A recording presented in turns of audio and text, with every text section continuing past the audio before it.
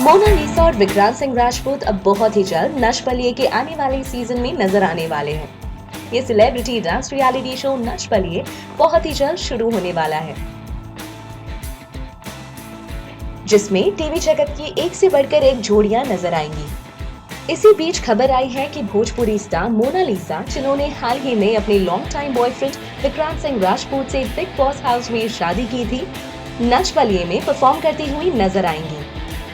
वैसे तो हम सभी मोनालिसा के डांसिंग टैलेंट से वाकिफ हैं। माना जा रहा है कि उनके हस्बैंड विक्रांत सिंह राजपूत भी डांसिंग को लेके उतने ही पैशनेट हैं।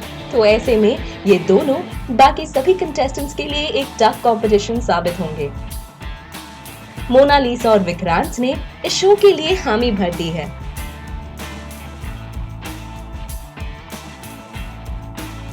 तो ये खबर इनके सभी फैंस के लिए वाकई अच्छी है। आपको क्या लगता है, कमेंट कीजिए और भोजपुरी जगत की अन्य चटपटी खबरों के लिए सब्सक्राइब करें हमारा चैनल स्पाइसी भोजपुरी।